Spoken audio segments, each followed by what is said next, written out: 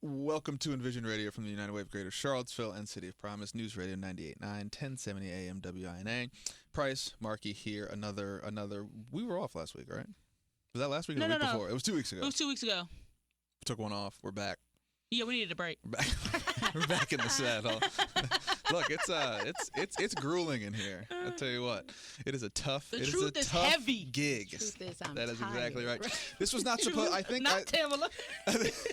I think what we're learning is that this was not supposed to last this long. Ooh, very true. 4 years ago, it was 4 years. It was over 4 years ago. I guess it was spring of 2020.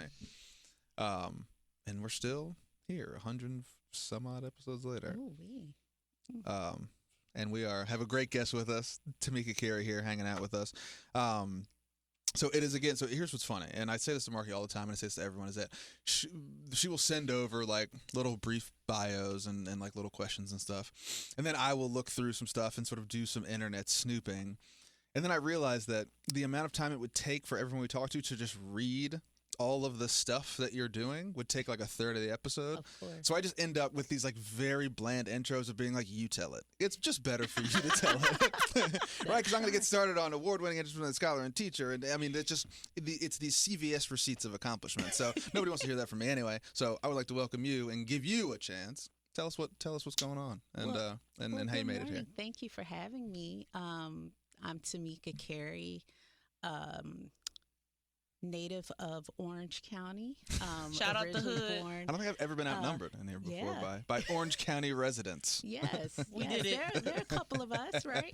But I am currently an associate professor of English at the University of Virginia, where I've been on the faculty since 2018. I am a retired high school English teacher turned Retired English or professor. reformed? Right. Like I got out, but Some people didn't make it. right.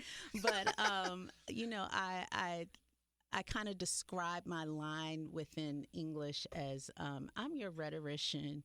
I'm your person that asks some of the uncomfortable questions about what language does and the impact. Also, a writer, try to be very active in my community. And more than that, really a committed teacher. And so I'm excited to be here with y'all this morning. Well, thanks for having you. So, did you always want to be a writer? What inspired you as a young person from Orange County, which I consider the country? Yeah. How did That's that what little they girl say. become Tamika the writer? Before there was Tamika the writer, there was Tamika who talked too much. And so Why is that everybody's story? Listen, it was Tamika it's got to come out somehow. too much. Yeah, it's going to come out. Tamika So who would always have a question.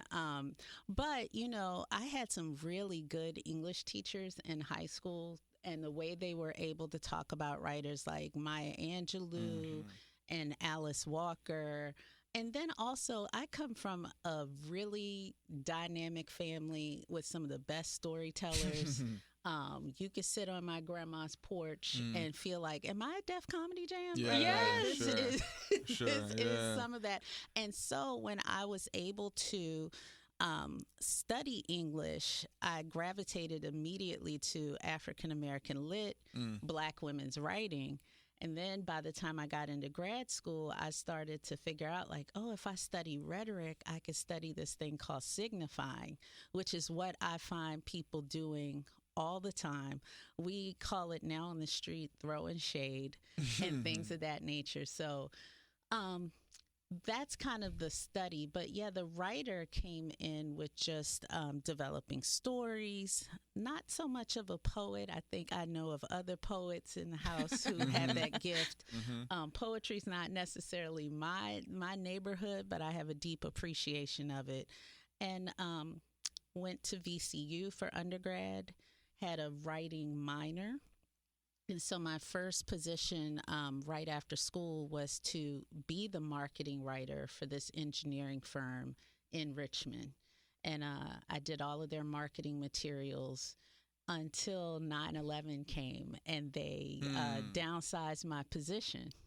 Right. Engineers didn't need writers, didn't I need know. marketing anymore. I know, right? And They I said, was- we ain't writing about nothing else. Right. Mm-hmm. And it's largely because one of our big contracts was the World Trade Center. Is that right? And This is so crazy. the hit that they took, this No company kidding. took, they had to figure out how to downsize. And little 23-year-old Tamika, she was cut. Yeah. And so it just so happened I started working on my master's, and I started to substitute teach in the Henrico school system.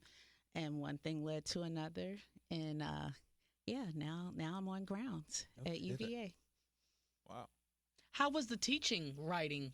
How was teaching writing different from writing Oh, You're talking about young people and the rhetoric that they're hearing every day in the streets and trying to combat It was that? fun, except there was this thing called the Standards of Learning test, Oh, which okay.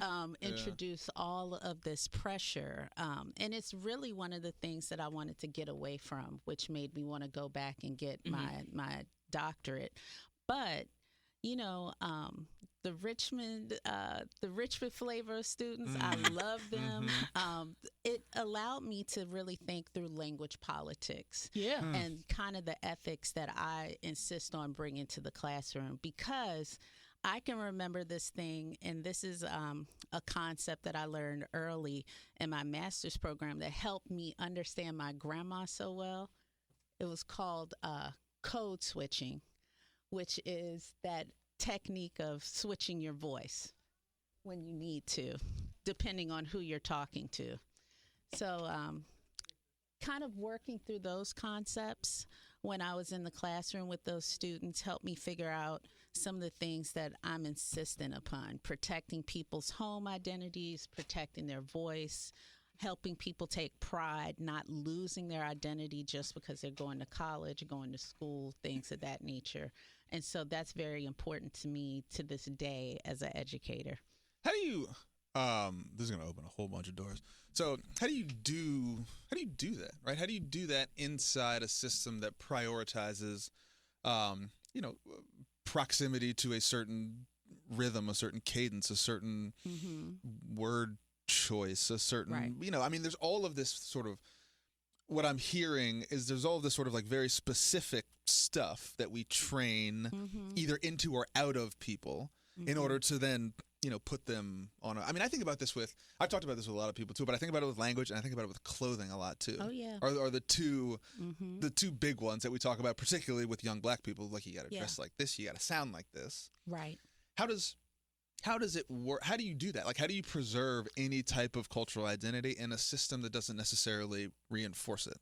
Yeah, I like to use this concept of what they call the rhetorical situation. And so it just depends on your context, right? And so when I was working with high school students, I was trying to get them to see you're going to be you need to be nimble and agile in all of these different contexts, right? I can remember at the time when I was teaching, there was that Chappelle Show skit about when keeping it real goes Sure. wrong. Yeah, I used to really play that in my class because I was like, you go into this college admissions essay Sure. trying to keep it too real. Yeah, that's right. and That's what's right. going to happen to you. But, just trying to get them to remember that I didn't want them to have a hierarchy for context. Sure. I wanted them to realize that sometimes, talking with your aunts and cousins on the porch is just as valuable and necessary to your development as talking in class or trying to have this admissions essay or this admissions interview. So trying to make sure that there were pride in both.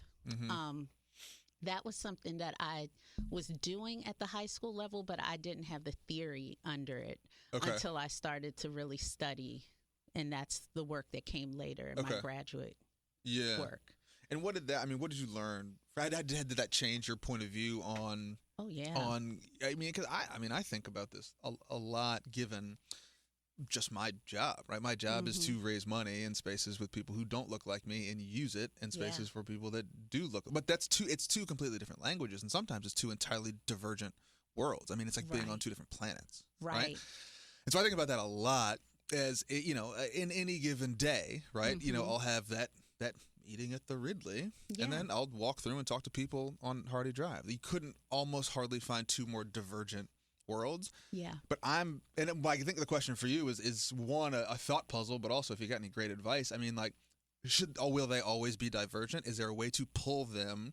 How do you tie them up, right? In a way that still feels like you're not three different people on four different days. Right. And I think that, yes, I believe there is a way to tie it up, because this is the other thing. For as much pride as I want my students to have in their quote unquote home language, Mm-hmm. I also want them to have pride in their professional register too, Mm-hmm. right? Like, I don't want them to feel like, oh, I went to school for 16 years and I can't flex this professional voice, right? Like, Yeah. that to me seems a little disingenuous as well. And so that's where the discussion of content comes in. Yeah. And really, what are the arguments behind what you're saying? What are the communities that you advocate for when you speak? Because, I can come in speaking the British English, but by the time I finish talking, you're Right. going to know who I'm here to represent. Right. And so for me, that's, and I like to mix my registers a little bit. Like, I like a little flavor with I do like a little flavor. So, I try to encourage that in writing. Mm-hmm. As well as speaking, although I'm not the kind of rhetorician that does a lot of public speaking education. I'm much more on the writing and critique side. But even if we were talking about clothes, if we're talking about putting together a mixtape, I use those types of activities so that students can figure out how to be nimble and agile, and to be aware of their choices, because we are savvy when we do it. We just might not always be conscious of it. You bring up something interesting, sort of the example of music and the example of particularly hip hop, but really all music. I mean, these men and women, they're artists, and they're writers, or the writers are writers, right? Like, Yes. there is a lot of nuance in a lot of stuff that I think we are just entertained by. And I was reading something. It was a Lil Wayne thing or a Kendrick Lamar thing, and someone started to kind of, and you see, you're like, wow, there's a lot. Oh my gosh. Right, there's a lot of this Right. that goes into something that for many people just becomes entertainment or becomes background noise or whatever. I mean, that verse, I think it's Meet the Grams, where he talks about Atlanta. I Yeah, was like, insane, what? right? You Yeah. know, like the level of just, It runs through my mind every day. There's a J. Cole one that I God, forget. I'm right? going to look it up, but that continue, but it ended up being like a quadruple entendre, and it kept I like love it. self-reinforcing it. My It gosh, was right? bizarre. And I was thinking, like, talk about starting so far away from the point and being able to masterfully travel to it. And I was like, it makes me wish I was still teaching hip hop rhetoric. I haven't Okay. taught it in a while. About 'Cause, time to bring that back.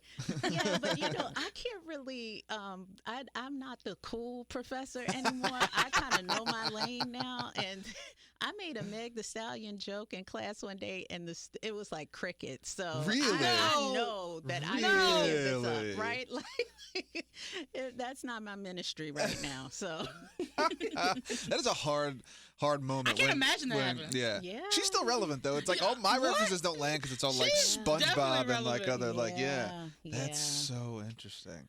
I always think about Zora Neale Hurston and the way that Oh, she yeah. wrote.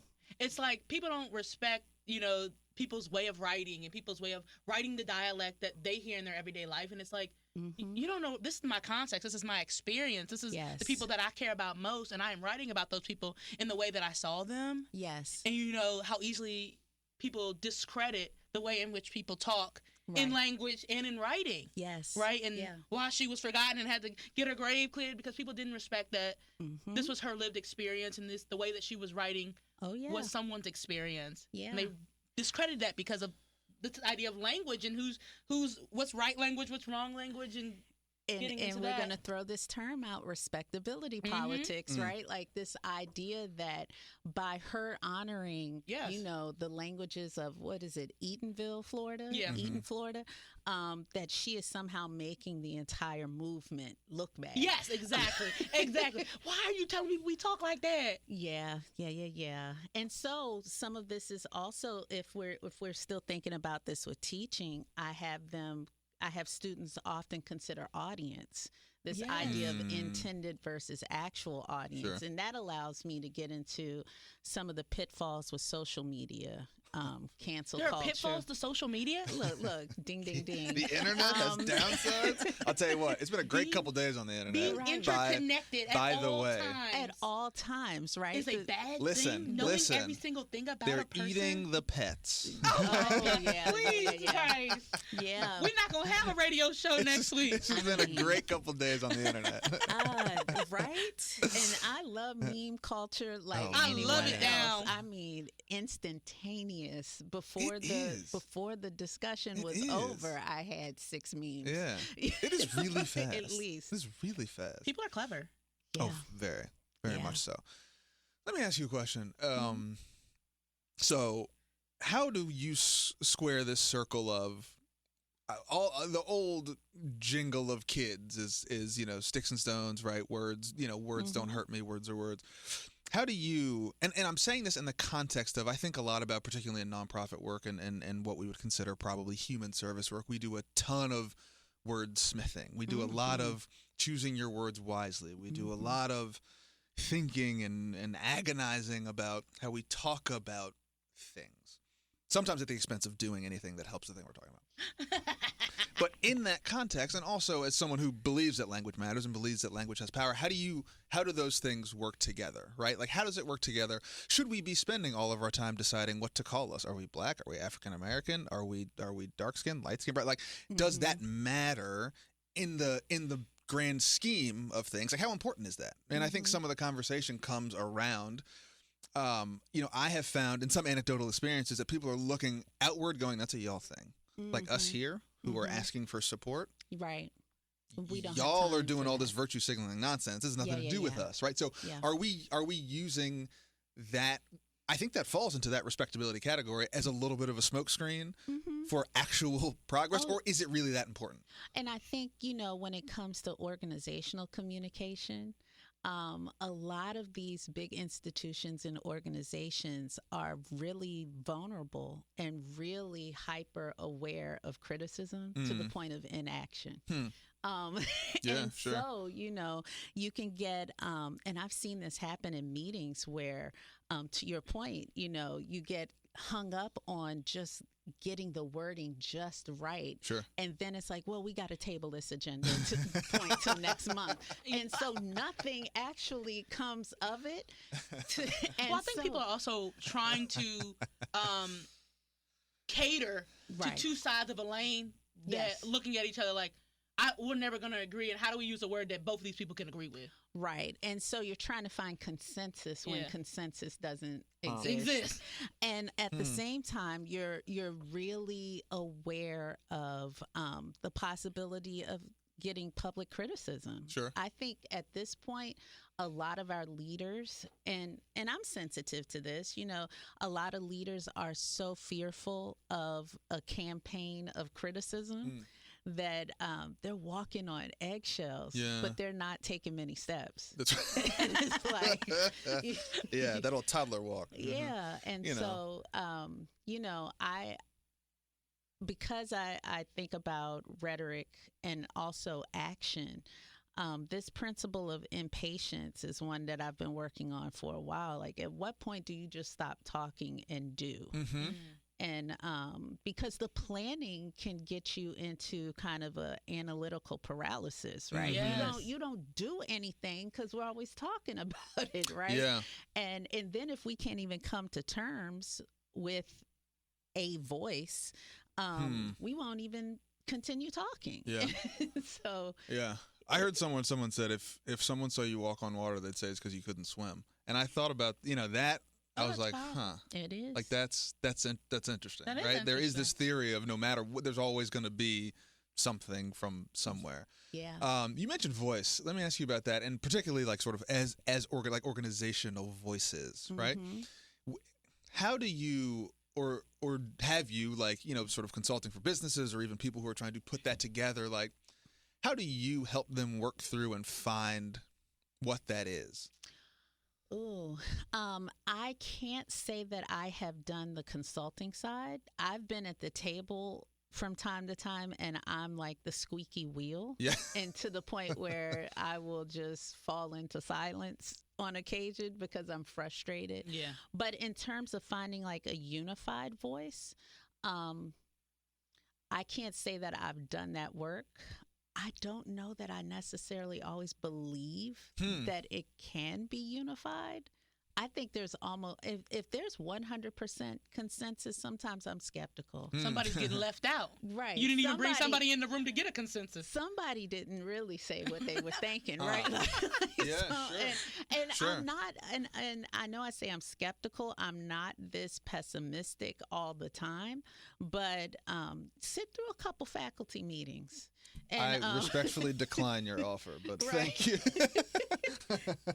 and you'll start to see. Sure. So. Well, and again, as people who have worked for nonprofits and on the boards of nonprofits, I mean, this is of particular, I think, urgency for a lot of organizations who are trying to do or profess to do things that don't have right answers, Yeah. and I think that you have these big organizations like, okay, Nike has a very clear idea on language use based on who they are, based on, brand and this, that, and the third. Mm-hmm. Nonprofit, people who are working with people don't have that. Yeah. Because you could do a thing that's like, this is great, and we had success doing this, and someone's going to holler at you that you didn't do it the right way, or you didn't say it every time, right? And so I think to your point is there's a much higher level, like that moves the needle significantly more, right? Because you're getting that immediate feedback almost all the time, Right. for good or for ill. I guess part of the question there is like, as you think about the way, and you mentioned social media, like the way in which we're communicating now, it's shorter, it's more truncated, it's sometimes pithier or sort of memey, like, I guess the bigger question is, does language matter as much as it did 25 years ago? Absolutely. Okay. It still matters. It's just that the way we engage it seems differently. Okay. We're reading in different ways now. Yeah. I think in terms of literacy, what we do with our phones, I think we are a very literate people, although it's a different type of literacy. Okay. And so, our visual literacy is more heightened. Our attention to particular coded terms seems to be stronger than it used to be. I think about how a politician, for instance, or an organization may use these terms of urban and renewal and, those things. And that seems to immediately signal critique in ways that I know it didn't 30 years ago. I was just reviewing a book about urban renewal in Pittsburgh and just the ways that language of renewal allowed city officials to come in and like bulldoze part of the Hill District, which is a historically Black section of Pittsburgh. But that rhetoric of renewal promised all this new stuff, but covered up. Language matters. Yes, but covered up. And so the renewing, like the hope, became a screen to seize property. Speaking of social media, you wrote a book, Rhetorical Healing, the Reeducation of Contemporary Black Womanhood, where you analyze media of Black womanhood. Can you talk a little bit about that and what you found in this? Oh, yeah. So that book came out of, it's the culmination of discomfort and irritation. And by that, I mean, when I got to grad school, being disconnected from the classroom and the students that I was working with in Richmond, and just here in Virginia, because I went to grad school in upstate New York, I started looking for the spaces that built me back up. And so that meant I was going to study why is the Black church so important to African Americans still? Why do we have these Saturday schools? Why are reading groups so important and book clubs? And so when I started to look at that and I noticed that there was this kind of developing project of talking to Black women about their pain, I was like, okay, so there's something happening here, and it's coded in this language about healing. And that took me to people like T.D. Jakes, Iyanla Van Zant, and Tyler Perry. The only problem with this is that for as much as I wanted to make that the site of my study, because that's what made me feel comfortable engaging those texts, yeah, that women and gender studies education made me very critical. And I was like, why is it always women being told that they need to fix their life and fix themselves? And so the book became the evolution of those questions. It's a way of tracking a history of what I call wellness campaigns for Black women. Why at some point Oprah Winfrey's life class was an actual thing. Why the Woman Thou Art Loose. That was crazy. Please don't bring it up. Tears in the studio. Look, I go to church. I appreciate TD Jakes, but I was like, we got ponchos now, like umbrellas, sure. Like various books, CDs. How did it become such a marketing phenomenon to now talk about Black women's pain when you had writers like Alice Walker and others who almost received death threats for talking about Black women's pain? Now it's hot, it's marketable. Sure. And so that's what I was trying to trace in that book project. Yeah, it was not an easy project to write. That movie is crazy. Yeah. It was not easy to write because everyone loves these texts so much. And I never wanted to be the kind of academic that just, let me show you what everybody thinks is hot in my community, and now I tear it down. Sure, that's so right. I can That's get right. tenure, That's right? right. Like that. I don't want to. That's not comfortable for me. I won't be that type of scholar or thinker. But I also can't turn a blind eye. Like some people have gotten made careers on the backs on the backs of fixing and addressing pain. Sure. And so now what I see in social media on YouTube University, for instance, there's a lot of self-proclaimed people doing this kind of pseudo therapy, advice counseling, etc. Anybody can be an advice counselor. I mean, and now with TikTok, you don't need any credentials. Oh, You look what just happened the need other following. day. People thought they were defrauding Chase Bank. Oh my goodness! Right. Like, come on. Right. And now Come Mama on, and Papa's out of a home. This is too much. Exactly. With your bank account and the checks with your I don't understand. God.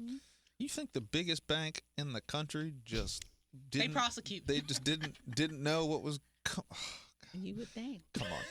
If you're just hopping in, this is Envision Radio from the United Way of Greater Charlottesville and City of Promise News Radio 98.9, 1070 AM WINA. Price, Marki, Tamika, Carey here in the studio. Let me ask you a question about the evolution of language and how zeitgeists change and how things that we said yesterday you don't want to say today, or even more so I was reading something about even the evolution of like profanity and how it was religious and then it was body parts and then it was right, and it is traced a very clear path through like what has entered and then exited our lexicon.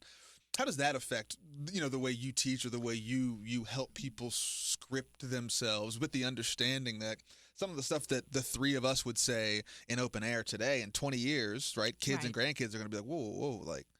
Yikes! How do you exist in that world where it feels like it's updating faster? It is updating faster. For instance, when I first started teaching and had to make syllabi, they would teach us to add a little section about, your students with disabilities and what kind of accommodations you would make. Sure. And so, at the time, I would write something like, if there's a learning format that's better for you, let me know. Sure. Right? Taking the approach of not stepping into anything that is deemed problematic. I'm talking to someone a month ago going over my syllabus, and she was like, oh, you have students that are differently abled? Oh, that, we don't use that language anymore. We're back to disabled. And I was like, I didn't get that. I didn't get that email. There are a lot of things going on like that. Right. Latinx. People are now doing Latin A. Well, E accent. Hold on, what is that? So Latinx was the non-gendered term. Right, but I heard a bunch of people said that white people just made that up. Okay, so that's what's going on here. Now, I just now heard 2 weeks ago someone, I wasn't in the room when it happened. Hamilton. I wasn't invited to the meeting. I wasn't in the room when it happened. Right. But now supposedly they're moving towards Latin E accent. Oh. For a non-gendered term. Okay. For Latino people. Latino and Latino people. Okay. How does that information get out? How does I mean I know that sounds Somebody glib. told me that. Well, no, but I mean I know that sounds glib, but like if not for that, I would have never known that. It gets out through consequence and caution. So hold on, say that again, because I think that's a really important thing. Right. Like if I'm not invited to the meeting and you don't tell me, right, and I'm just having a conversation, and then I'm going to get Salem witch trial, and that's the consequence. Right. So how do you keep up with the stuff? Right. You get the consequence, and Marki issues the statement of caution, right? And that's the education that has to happen. So is it essentially that someone has to take it on the chin for it to evolve? Like that's the system update, someone's got to step in it for everyone else. It seems to be that way. Interesting. Yeah, and I think that's how a lot of change happens. Someone has to hurt. Somebody has to hurt. Change. Somebody has to hurt. Interesting. Somebody has to be the scapegoat. Somebody has to hurt. Someone has to lose something, and then there needs to be the witness who can explain. Wait! Don't make the mistake that Price made. And that's the education that starts to happen informally, but yeah. Can I both of you, this is a question for both of you, is how efficient of a system is that, right? And I'm only saying that in again, this context of three of us who have done particular work, particularly nonprofit work, and continue to do it. Who makes the decisions of who can say what and when and where, and who decides whether we as a collective of Black people of a certain generation, but different genders and different experiences are offended by being called Black, or maybe you prefer African American, or maybe I'm biracial, right? But I'm biracial, so I don't need to. Am I both? Am I mixed? Am I right? And then do we capitalize the B in Black or African American? Is it hyphenated or do we? Right. So, but who decides? Like who are the decision makers, and how do you know if we are saying that it sometimes comes down to individual preference? It does come down to individual preference, because there's always going to be someone that's non-compliant. Right. And they have that right, you right. know? And so I think the decision maker is time. Right? Okay. And those things are moving through time. There's been so many words to use: Black, African American, the other words. But again, as someone who is in that world in almost every which way, what level are we at? What are we calling ourselves? What are we now? Yeah. I say Black. I do too. But I still hear older people say African American. Is that taboo now? I hear older people say Black. I say Black too. And I hear younger people say African I don't American. hear African American. Yeah, Black folk is Every old. time That's an a person old. says African American, I'm like, huh? No, I thought it was the opposite. Yeah. What about people of color? Oh, yeah. Well, it just depends on who you're talking about. Because if you're talking about Black people, you should say Black people, or you should say the term that you mean for Black. Person of color is a it's an umbrella. Yeah, it's a term for all of us. But if you're talking about Black people, you should say Black people, or African American people. But and what funny thing people about people of color, I was using people of color a lot when I first, when I came to UVA in 2018, and one student said colored people in a paper, and I almost hit the roof, and like somebody had to talk me off the ledge, because I said, wait a minute, right? Like, and I had to think, like, this student is trying to show me that they hear me use people of color, but that little switch, and all of a sudden, like, it's 1936 again, right? Microsoft and terminology dates itself, though. Microsoft Word didn't quite catch that one, but okay, in their, I don't know how it's changing. In their defense, we still have the NAACP, right? I heard this joke a year ago that was like, ask another race or person what the N in that acronym stands for, and see what they say. Yeah. What do the N stand for? But I want to hear what other people got to say. But that exists. That still persists, right? Oh, yeah. Right? Yeah, the yeah, advancement of colored people. Mm. So I think some of it's that. I mean, I think sometimes we don't want to change up now. we need Mackenzie to come in and help us we with our got a acronym. 50-year branding deal. We can't. But I think some of it is that, right? But here's the other thing that I like to ask: like, why did we feel the need, as identity groups, right, to have a cohesive brand? Right. And that's where it's that sensitivity that some other group is watching us. Yeah. So we want to appear like we're on the same page. We have the same terminology. We go by the same thing. Yeah. Even if there's age tensions, gender tensions, ability, class tensions, we want to look unified. Yeah. That's important. Yeah, that's right. And I wonder how you guys feel about, do you think it furthers or hinders progress on particularly sensitive human issues, human rights issues, social issues? You know, and I think about it for groups that I don't identify with, but that whom I want to support in the ways that I can. But we think about, there's always an argument around, is it homeless? Is it unhoused? Is it right? Yeah. So housing precarity and things. Yeah, there's a lot. There's a as have I. But I guess the question isn't for someone who does the work and someone who studies it. How much is there a way to measure? And the answer is no. But is there any way to get a straw poll on, like, how much does that matter? Do we think that if you talk to 50 folks in the downtown mall and you said, okay, sir, what do you prefer to be called? They would be like, I prefer to not sleep on this bench. Yeah. This is again is where the issue of time comes in. It does not matter to that person sleeping in the park. So should it matter to us, but it has educated implications when we start to think about how things are phrased in the teaching, in the education, and the younger communities and groups that will be paying into systems. Yeah, sure. It's going to have implications. Sure. And so we have to be able to work in the present and for the future. One, I'm stealing that. I'm going to take credit for it.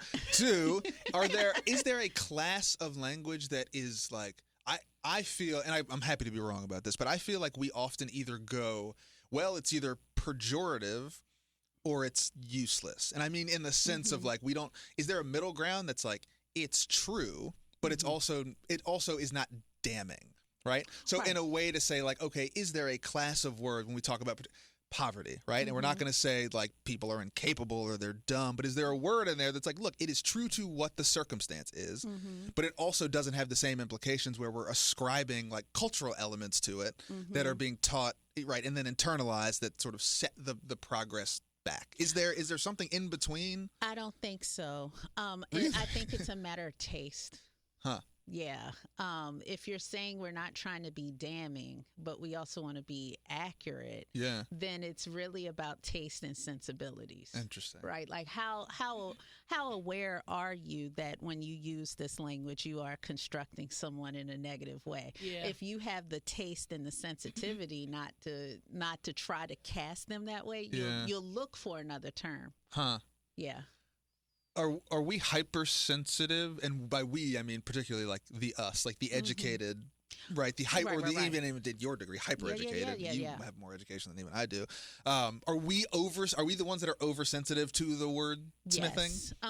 Yes. Yes, and you can hear this often when you start to talk about, for instance, why some political candidates appeal. Sure. And it's the idea like, they're not getting all caught up on this PC thing, and they're really attuned into our immediate needs. And so what we would call our hypersensitivity, they undercut that with like, but somebody's still hungry. Like somebody, and you're worried about like language, and so is still living in the park. And so that's the way that, there's the push-pull, the check and balance. There's a bit of a weaponization of language as well. You can't even say woke no more. Yep. Oh, really? Oh, yes. People have defined what the word means, right? And are using it in a negative way. Is that like to describe works blanket negative now? In a lot of places, yes. Like not just in Orange County. People are using it as a negative. Okay. Yeah. Interesting. That's a great example. Yes, that's the of example I one automatically time. think about. Yeah, because I think of other times when a group who was not in power has seized the term Yes. in order to flip it and make it That's powerful why language for is so themselves. important. And this is the exact opposite. Interesting. Mm-hmm. Okay. Yeah. It's a way of weaponizing the words that you use to empower and impassion your own community. Because woke been around 80 years. They was using it with the Black Panthers. Yeah. It Absolutely. meant a positive step forward in our activism. Sure. And now it means Yeah. it means in people's mouths. I think it means black, but it means it means that Well, it you means are like doing it means too like much. hyper liberal now, right? Yeah, like yeah. super Yes. lefty. Yeah, it like, means you don't want people to starve. I don't understand how they're using it negatively, but they are. yeah. And this is again the thing about time, right? Like woke seems to be connected with this future that seems uncertain. People used to say and stay woke. dangerous. Stay woke was a common term. It's a great Right. tune. Right. It was great song. being used as a positive Sure. pejorative. Yeah. And Sure. now it can't be. Yeah. That's interesting. Because woke now symbolizes you're gonna take my children somewhere that I don't want them to go. Yeah. Right. Right. And so we need You're to gonna teach them change- that two we guys need can to get change married. the Yeah. curriculum. So now people, but the thing about language is, once we realize as a community that woke was now being weaponized, we're having to move our language. Yeah. There's this great SNL skit where people are in this kind of like underground place and it's black folks and they're getting phone calls like, oh, they took They think hype. of, yes. They've now intercepted Was that this in term. color? Not Yeah. in color, not in color. One of them, in SNL or something I thought like it was that. in with the Waynes. Oh, probably. In Living Color. Yes. In that Living would've been Color, Okay. and it was like they just took this word. It was a skit. Yeah. And We so- can't use turkey no more. Like Right. Interesting. Huh. Yeah. Okay. So what is, you mentioned something that I think is interesting and only in the context of what's been happening politically, but I think that what we've seen historically is this, what we would call, party line politics. The Democrats, the ones who take the high road, right? And they're always overly polished, some would say. Mm-hmm. And I wonder, Harris is different. She is the first Democratic candidate I've seen in a while who's like, I'll get down there with you if you want to. Right. And I was reading something the other day that people were mentioning that it's interesting to now see that I think what and this isn't, I'm not a political strategist by any chance, but I think that often what the Republican Party's relied on is the Democratic Party's reticence to do that. Right? Mm-hmm. You're going to stay up here. You're going to have this sort of overly educated air of sophistication. Yeah. Right? Yeah. And what you were talking about, the Yeah. way you talk.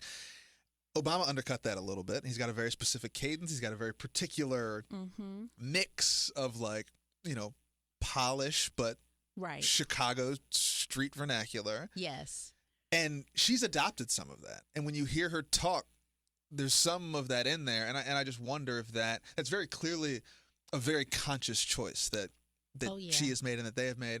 But I wonder, how much of that do you think is actually, is that how she is? Can you look at someone and be like, I can tell that you're 30% of this is you thinking really hard Right. about the words that are coming out of your mouth and how you're saying them. Mm-hmm. And I guess I wonder in your teaching, how much, is there a relative percentage of how much you should give or take before you're before it's not you anymore? Or does that matter? Oh, yeah. Well, like a costume, yeah. Kind of, but if we understand that, look, you got to go like a pair of into a shades. boardroom with all these, Yeah. how much of Tamika is there? How Yeah, much yeah, of it yeah. is you have 50% for me. learned that, that you've got to be a little bit different to get your point across. And I think this is something that we all and probably will forever struggle Yeah. with of what is it, how much of that can you Tamika said stomach? 100% of herself there.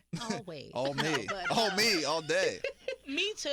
But I think being a rhetorician and watching both the Obama administration and now this Harris campaign has really helped me understand what we call tropes.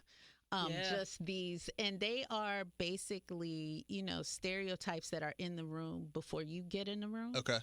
And I think both of them have been masterful at times in terms of how they work around the assumption.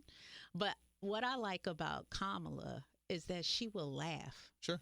Right? And that's the thing I like about her, because it's a very kind of human thing to be able to laugh and be seen laughing at a time when she is expected to walk the most deepest intellectual, rigorous, but she has I love a laugh. all of these different things she has to navigate. I can't give you a percentage because honestly, she wasn't really on my radar until the last election. Right. And then because she opted to go VP, I focused on I focused on Joe, right? Yeah. And so now that I'm kind of learning a little bit more about her, I think she shows up fairly authentically. And also, I don't want to essentialize what any one person should be based on what I perceive of their character, right? Like she's an HBCU grad, that's right. but she was also like this attorney. She's a high-powered lawyer, and So I want to make space for all of this duality, but at the same time, acknowledge like the kind of obstacle course she has to work through. And little subtle moments where I'm just like, yeah, I laughed at that too. I appreciate that as well. And so it's tricky. Do you have a moment recently, or do you find yourself in moments that you are sort of having that internal conversation of like levering your speech and your levels of, right? Like, have you ever been talking and the whole time you're thinking, you're wondering like how far in one direction do I go? And and like, what is my word choice given how you reacted to that previous version of often. I figured out some time ago that my best professional persona is Pollyanna with a pocket knife. Okay. And by that I mean, like, oh, she's sweet. Oh, wait a minute, that's blood on my leg. Right? Like, is that like, did she swipe me real good? I need to come up with my professional persona.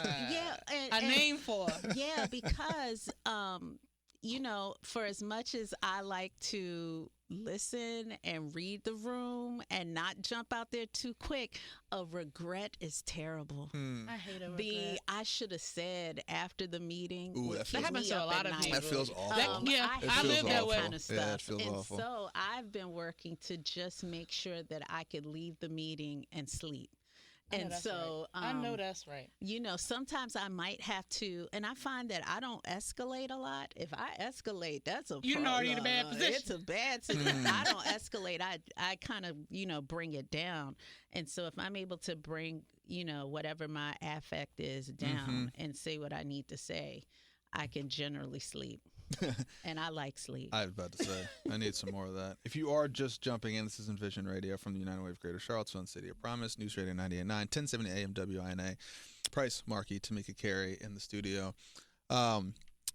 In along that conversation and your take, and I'm interested in your take too, and we've talked about this a lot, and I always joke with her that we are very similar, but also we are like, we bridge a generation, right? Slightly. I'm about 9 years older.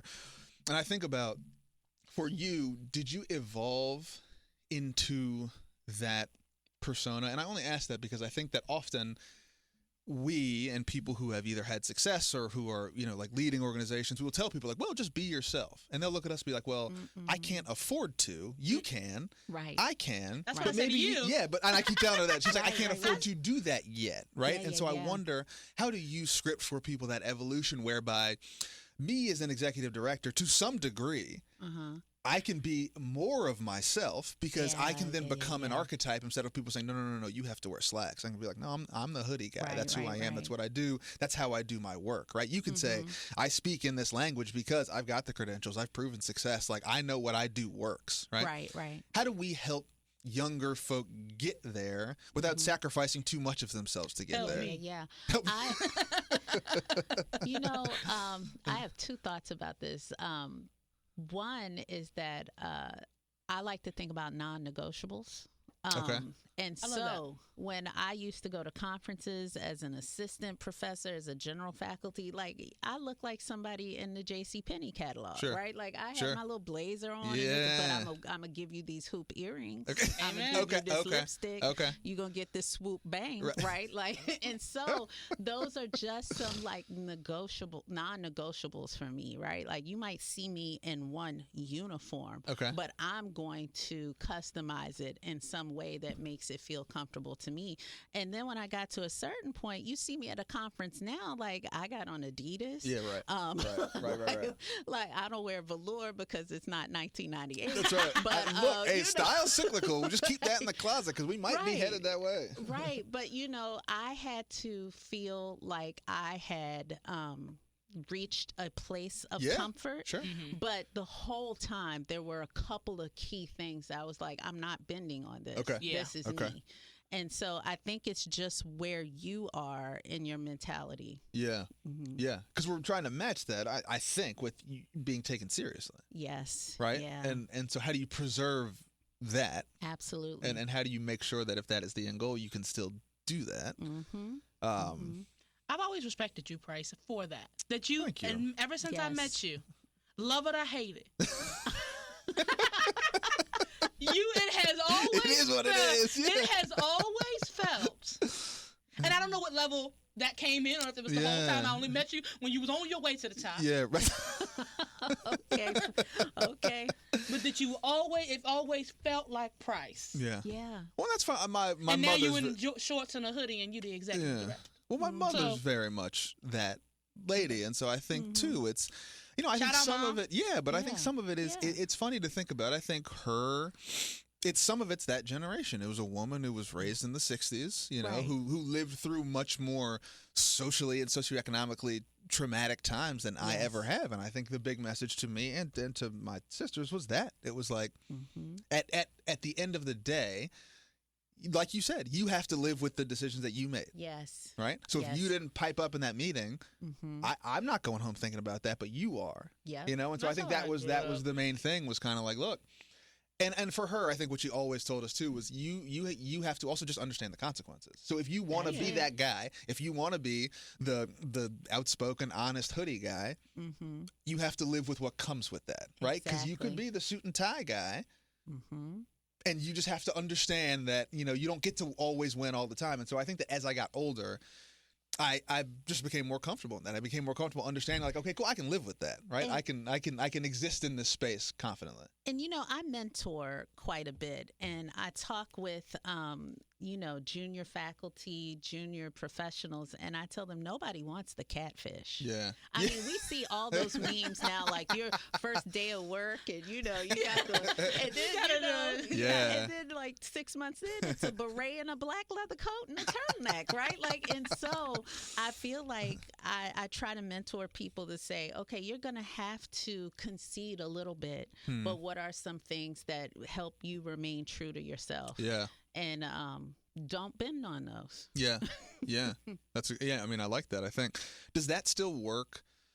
Again, we talk about zeitgeist and era, and like, does that, it feels like younger people are even further ahead of that than Mm-hmm. I'm than doing certainly better. than I'm certainly doing than better we than- were. I started better. yeah.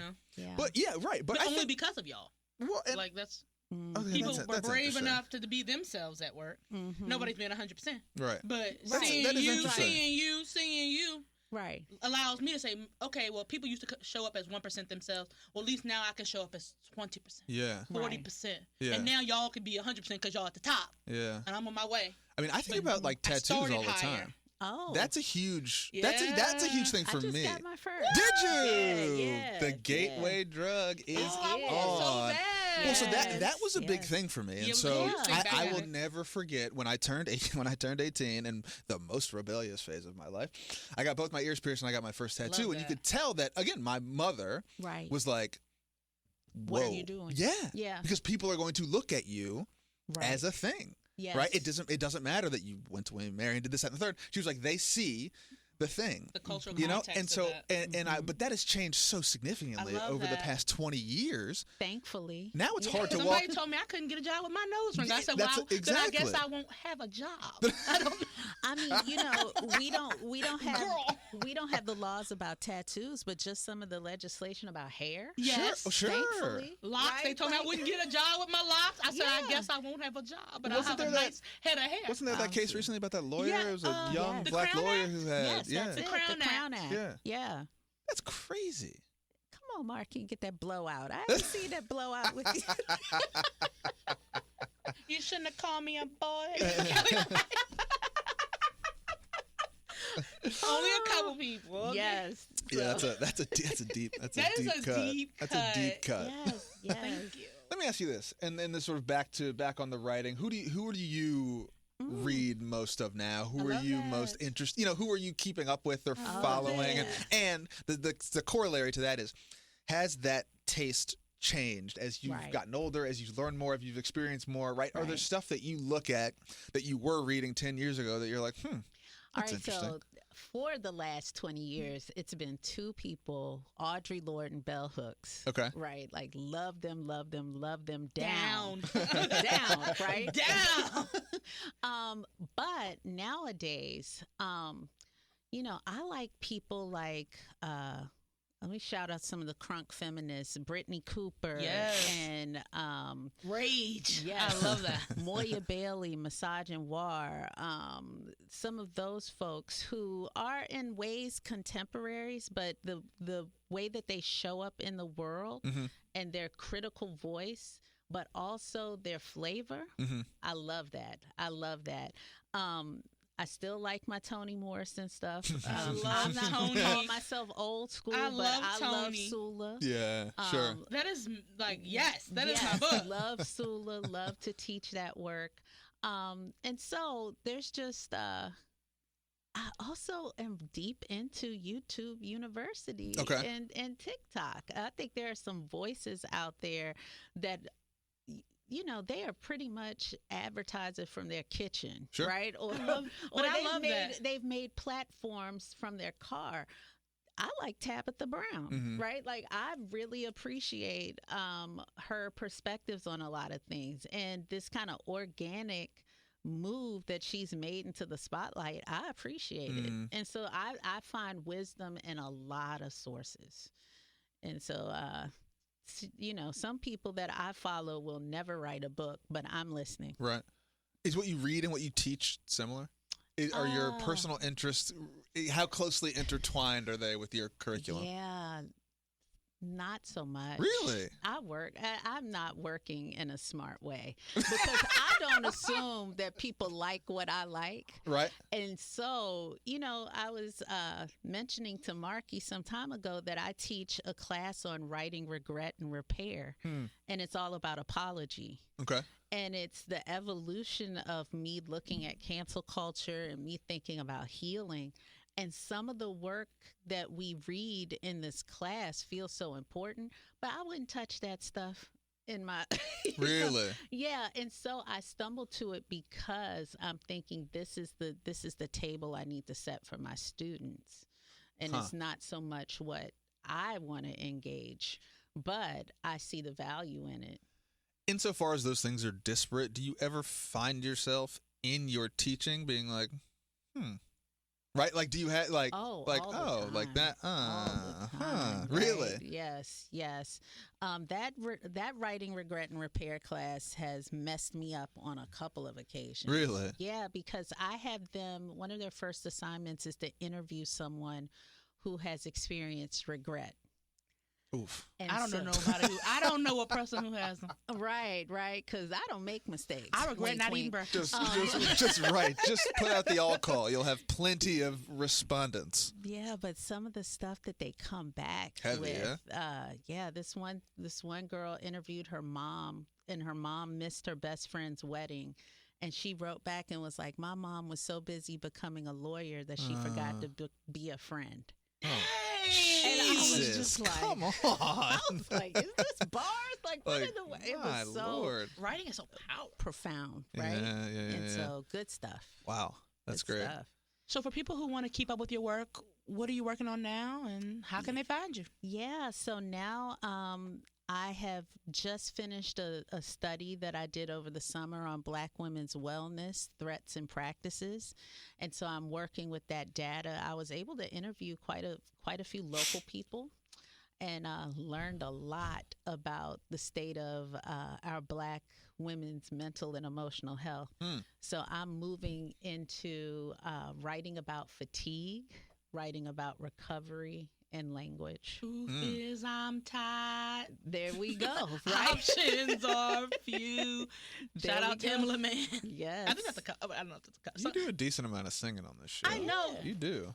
You know, I Hip hop is my first love, listen. as Missy Elliott I said. know people that work with choirs, Marky. Oh, please.